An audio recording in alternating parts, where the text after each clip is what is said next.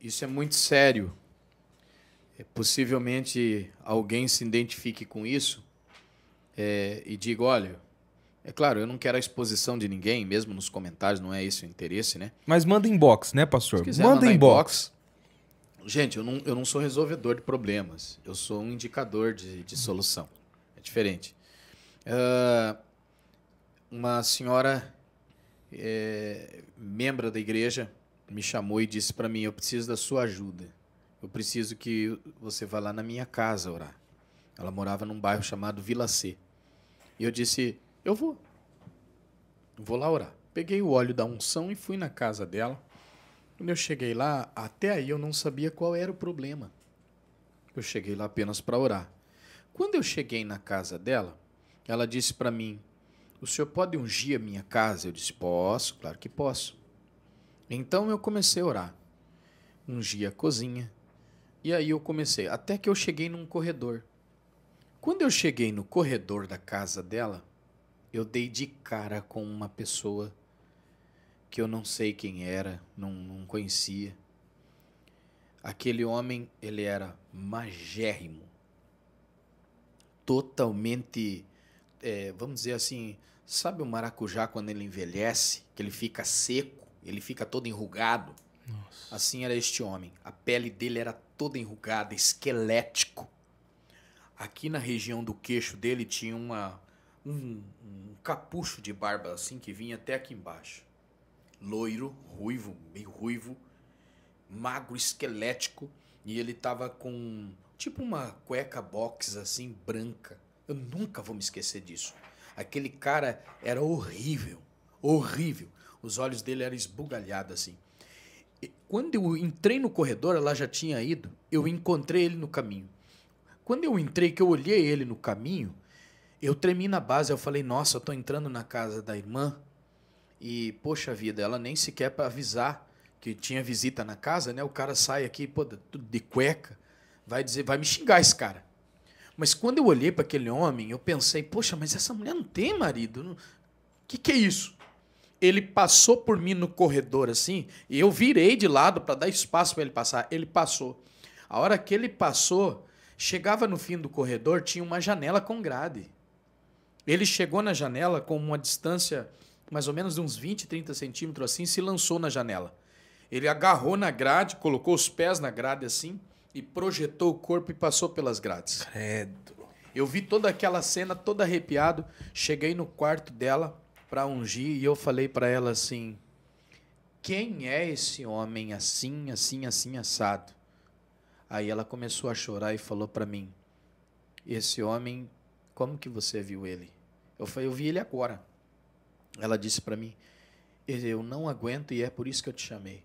Todas as noites ele me violenta enquanto eu durmo. Meu corpo é marcado pela violência sexual. Meu Deus. Ele me deixa toda marcada, ele mantém relação sexual comigo, eu acordo toda cheia de sêmen. E eu não aguento mais essa vida. Eu não sei o que eu vou fazer. Me ajuda, pelo amor de Deus. Me ajuda. Eu fiquei estarrecido porque era o primeiro caso que eu estava pegando. Não sabia como lidar. Era tudo novo, porque era uma dimensão que eu não havia pisado ainda. E eu disse para ela, vou fazer valer aquilo que eu aprendi sempre. Que na autoridade do nome de Jesus todos os espíritos se submetem. Eu fiz uma oração por ela. Eu ungi o corpo dela, passei o óleo sobre ela, ungi o quarto, o corredor, ungi a janela e coloquei uma blindagem do céu e disse, aqui você nunca mais vai entrar. A partir daquele dia, aquele sujeito, aquele espírito nunca mais tocou num fio de cabelo daquela mulher e hoje ela é minha obreira. Olha só. Ela é hoje minha obreira. Até hoje está comigo. E então, de repente agora, o que te causa um tumulto é pensar, por quê? Que motivação? Como assim? É uma fusão do natural com o sobrenatural. E aí? Como é que se resolve um angu desse? Cara, os senhores que estão aí, como resolveriam isso? que loucura, mano. Cara, eu nem... Nossa, eu nunca Você nunca ouviu falar nisso? Nunca imaginei que teria essa outra forma, né, de manifestação. Cara, eu encerro esse assunto dizendo uma frase que o pastor disse no primeiro episódio e que tem sido muito repetida aqui. O sobrenatural é mais real que o natural. Exatamente. O caminho do natural para o sobrenatural, de repente seja uma linha muito fina, como você disse naquela ocasião. Mas de onde e por quê? Primeiro, gente, isso não acontece com qualquer um. Existem N fatores que condicionam uma pessoa a viver uma vida dessa. A gente, lá na igreja, tem o costume de fazer com as pessoas o chamado mapeamento espiritual, onde você vai mapear a história dessa pessoa. Você vai descobrir que existem espíritos atormentadores que chegam na vida de uma pessoa e causam as mais terríveis situações por conta daquilo que elas viveram ainda no ventre da mãe. Ainda no ventre da mãe. Por exemplo, existe uma explicação para a pseudociese? Vamos pegar aqui numa linha científica. Existe uma explicação para isso? Quem diria isso? Quem poderia responder isso com uma maior facilidade? Um médico. O médico vai dizer não. Fator emocional. Questões traumáticas. Ok? Ok.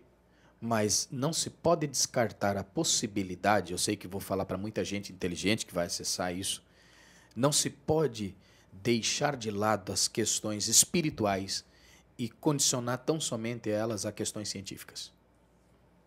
Existe uma fusão do natural com o espiritual e essa linha é muito fina. E eu atendi um caso de uma menina com pseudociese e de chegar nela, orar por ela. A pseudociese, deixa eu falar da forma corriqueira para o pessoal entender. Ciese, pseudociese, pseudo de falso. Né? Toda a expressão pseudo é de falso, um fake. Né? Ciese pela ideia da geração no útero. Um filho de uma gravidez psicológica. É aquela mulher que ela fica, se deixar 9 meses grávida e não tem bebê dentro dela. Cresce a barriga Cresce e tudo a barriga. mais. De eu chegar numa casa e colocar a mão na barriga dessa menina e orar pela gravidez dela e eu dizer, Senhor, se esse não for um menino, um bebê, então faz desaparecer isso agora e a barriga dela murchar na hora. Então, acontece, gente.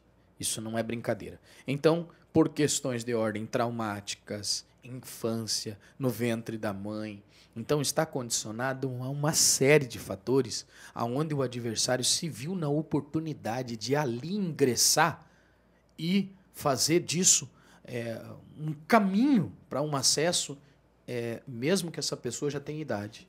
Entende? Essa é uma janela, tá? Essa é uma janela explicativa. Não vou confrontar quem tenha outras, que abriu outras, mas essa é uma janela explicativa para isso. Entende? Questões traumáticas, enfim. As síndromes, por exemplo, quando alguém defende, tem consigo patenteado uma síndrome. Essa síndrome, ela não nasceu com isso. Possivelmente ela desenvolveu. Não é? Por exemplo, a síndrome de Estocolmo, não é? Borderline e tantas outras síndromes que a gente sabe que são doenças desse tempo agora. A depressão. Né? Então a gente sabe que isso é oriundo, muitas vezes, de um choque traumático, de violência na adolescência, por exemplo, uma criança que foi violentada, uma criança violentada pelo tio, pelo avô, pelo padrinho, enfim, ela guardou essas questões traumáticas e foi desenvolvendo dentro dessa ideia, desse campo, e isso se viu uma oportunidade para o inimigo entrar e depois fazer guarida, morada, e aí desenvolver fatores como esse que eu contei no princípio. Pastor, nessa mesma questão, pode ser também atrelado a fatores geracionais também? Vindo do hereditário? Hereditário, por exemplo, vindo do avô, do pai? Pode estar acionado à linhagem dos genes. Isso pode estar, sim, também numa questão hereditária, adquirida. Eu defendo essa visão de maldição, que pode ser hereditária, pode ser adquirida, né? Então pode sim, eu acredito. Essa é a minha visão. Porque às vezes a pessoa tem lá, né, uma certa idade e ela desenvolver essas manifestações e ela não ter nenhum histórico, mas daí também, eu acredito que o senhor trabalha também na questão de perguntar se os pais passaram pela situação, se os avós... Passa, um mapeamento vai fazer essa busca. Né? Vai fazer essa busca. Isso, quem sabe você está assistindo e pensando, poxa, mas eu não tenho nada a ver com o pepino e estou pagando por algo do meu avô. Só que a Bíblia é clara em dizer em várias passagens que filhos, gerações pagavam por erros dos seus antepassados. Isso é uma coisa que, infelizmente, hereditariamente acontece e existe, né, pastor? Exatamente. É bem verdade que cada caso é um caso, certo? Eu sei que esse é um fato, de repente, das pessoas olharem e dizer assim, mas que loucura isso, mano. Eu também pensei assim.